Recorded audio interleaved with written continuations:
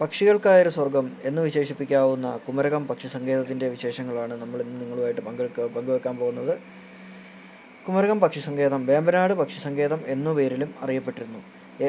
14 ഏക്കറിലധികം വിസ്തൃതിയുള്ള പ്രദേശം സ്വദേശികളും ദേശാടന പക്ഷികളും ഉൾപ്പെടെ നിരവധി പക്ഷികളുടെ ആവാസ കേന്ദ്രമാണ്.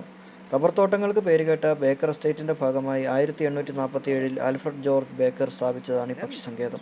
പ്രശാന്തമായ കായൽ തീരവും പച്ചപ്പും നിറഞ്ഞ ഈ സ്ഥലം പക്ഷികളെ നിരീക്ഷിക്കാൻ ഏറ്റവും അനുയോജ്യമായ ഒരു സ്ഥലമാണ്. നവംബർ മുതൽ ഫെബ്രുവരി വരെയാണ് ദേശാടന പക്ഷികളെ നമുക്കിവിടെ കാണാൻ സാധിക്കുന്നത്. അതിന് അനുയോജ്യമായ സമയവും അതുതന്നെയാണ്. സൈബീരിയയിൽ നിന്നും ഹിമാലയത്തിൽ നിന്നും ഉൾപ്പെടെയുള്ള പക്ഷികൾ ഈ സമയത്ത് ഇവിടെ എത്തും. സൈബീരിയൻ കൊക്കുകൾ, വാത്തകൾ, വിവിധതരം താറാവുകൾ എന്നിവയെ ഈ സമയത്ത് ഇവിടെ കാണാൻ സാധിക്കും.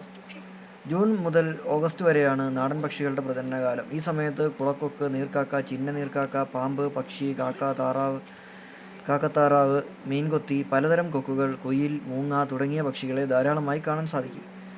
കായലിൻ്റെ ഭംഗിയും ചുറ്റും കണ്ടൽക്കാടുകളും നെൽവയലുകളും തെങ്ങിൻ തോപ്പുകളും ചേർന്ന പ്രകൃതി ഇവിടെ എത്തുന്ന സഞ്ചാരികളിൽ അതിശയിപ്പിക്കുന്നു. പക്ഷിസങ്കേതത്തിലൂടെ വേമ്പനാട്ട് കായലിലൂടെ ബോട്ട് യാത്ര ഒരു മികച്ച അനുഭവമാണ്. കായൽ തീരങ്ങളിൽ കൂട്ടുകൂട്ടിയിരിക്കുന്ന പക്ഷികളെ അടുത്തറിയാനും സഹായിക്കും. പക്ഷികളെ കൂടുതൽ അടുത്ത് കാണാൻ കാൽനടയായി സഞ്ചരിക്കാവുന്ന വഴികളും ഇവിടെയുണ്ട്.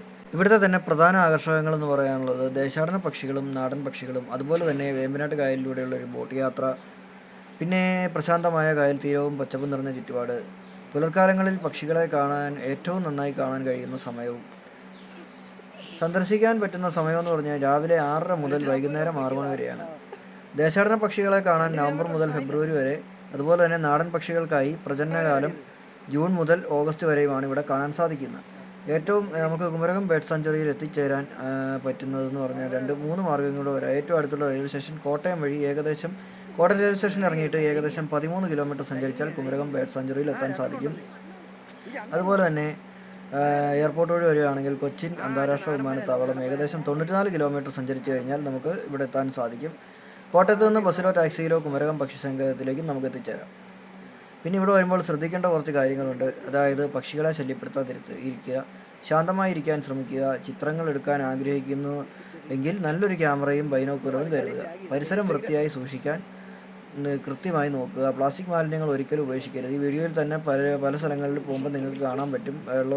അതായത് ജലാശയങ്ങളിൽ കുപ്പിയും അതുപോലുള്ള പ്ലാസ്റ്റിക് മാലിന്യങ്ങൾ കിടക്കുന്നത് നിങ്ങൾക്ക് കാണാൻ പറ്റും. പിന്നെ നമ്മൾ വന്ന സമയമെന്ന് പറഞ്ഞാൽ ഒരു 12 മണി കഴിഞ്ഞിട്ടാണ് നമ്മളിവിടെ എത്തിച്ചേർന്നത്. അപ്പോൾ അതുകൊണ്ട് തന്നെ നമുക്ക് അത്യാവശ്യം കിളികളെയും കാര്യങ്ങളൊന്നും കാണാൻ പറ്റിയില്ല. ഇതിലെ അങ്ങോട്ടും ഇങ്ങോട്ടും തേരാപ്പാര നടക്കാനാണ് നടന്നത്. പിന്നെ നമുക്ക് അവിടെ വന്നു കഴിഞ്ഞാൽ കുമരകം ബേർഡ് സാങ്ച്വറി വന്നു കഴിഞ്ഞാൽ പാർക്കിങ്ങും, അതുപോലെ തന്നെ അവിടെ തന്നെ പാർക്ക് ചെയ്യുന്നതിൻ്റെ തൊട്ടിപ്പുറത്ത് തന്നെ നമുക്ക് ഇങ്ങോട്ട് കയറാനുള്ള എൻട്രി ടിക്കറ്റും നമുക്ക് എടുക്കാവുന്നതാണ്. 100 രൂപയാണ് ഒരു ടിക്കറ്റിൻ്റെ റേറ്റ് എന്ന് പറയുന്നത്.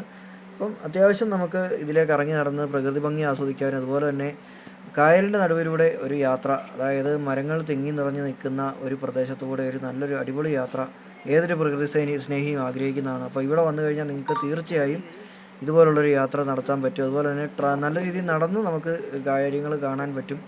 എല്ലാ കാര്യങ്ങളും നമുക്ക് വിശദമായിട്ട് മനസ്സിലാക്കാനും കാര്യങ്ങളുമൊക്കെ പറ്റും. പിന്നെ കയറി വരുമ്പോഴേ ഞാൻ നേരത്തെ പറഞ്ഞ പോലെ കിളികളും അവരുടെ സമയക്രമങ്ങളും എല്ലാം ബോർഡിൽ എഴുതിയിട്ടിട്ടുണ്ട്. അപ്പോൾ ആ കാര്യങ്ങളൊക്കെ ശ്രദ്ധിക്കുക.